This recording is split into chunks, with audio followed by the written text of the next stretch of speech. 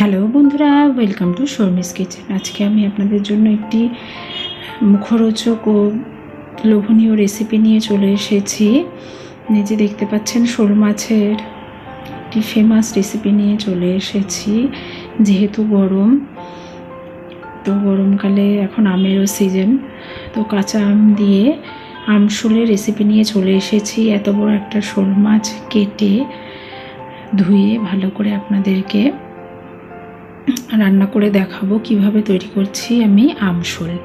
ভিডিওটি ভালো লাগলে লাইক কমেন্ট শেয়ার করবেন, চ্যানেলটি সাবস্ক্রাইব করতে ভুলবেন না, আমার ফেসবুক পেজ আর ইনস্টাগ্রাম ফলো করে দেবেন। তো চলুন দেখে নিই কীভাবে আমি তৈরি করছি আমশোল। তার জন্য এখানে শোল মাছটা প্রথমে মা ভালো করে আঁশ ছাড়িয়ে নিয়ে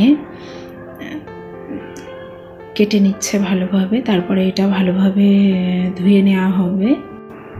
এখানে আমি একটা কাঁচা আম নিয়ে নিয়েছি, এটাকে ভালো করে ছুলে আমি লম্বা লম্বা করে টুকরো করে নেব। এগুলো আমি ভালো করে কেটে নিয়েছি, এবার ধুয়ে আমি এটা রেখে দেব।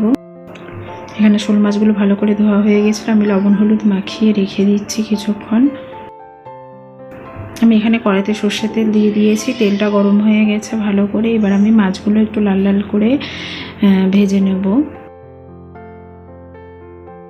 মাছগুলো ভাজতে ভাজতে আমি এখানে মাছের যে মশলা, এখানে দু রকমের সর্ষে, জিরে, শুকনো লঙ্কা আর কাঁচা লঙ্কা একসাথে পেস্ট করে রেখে দিয়েছি, আর লাগছে আদা বাটা, আর এখানে কাঁচা লঙ্কা আমি কিছু চিড়ে রেখে দিয়েছি।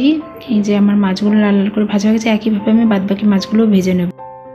এখানে আমার সব মাছ ভাজা হয়ে গেছে। আমি ওই মাছ ভাজা তেলের মধ্যে কালো জিরে ফোড়ন দিয়ে দিচ্ছি, দিয়ে এর মধ্যে আমি প্রথমে দিয়ে দেবো আদা বাটা, একটু ভেজে নিয়ে তারপরে এর মধ্যে যে সর্ষে বাটা করে রেখেছিলাম ওটা দিয়ে দেবো, সামান্য জল দিয়ে ভালো করে কষে নেব মশলাটা।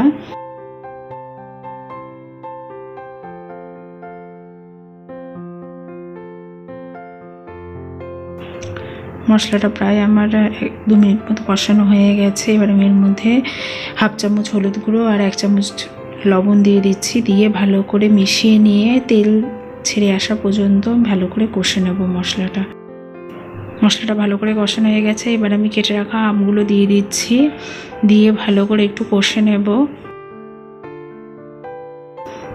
এখানে আমার আমগুলো ভালো করে কষানো হয়ে গেছে, তেল ছেড়ে দিয়েছে। এবার আমি এর মধ্যে পরিমাণ মতো জল দিয়ে দিচ্ছি, দিয়ে ভালো করে মিশিয়ে নেব। তারপরে এর মধ্যে আমি একটু চিনি দিয়ে দেব, হাফ চামচ মতো চিনি দিয়ে জলটা ভালো করে ফুটে আসা পর্যন্ত অপেক্ষা করব।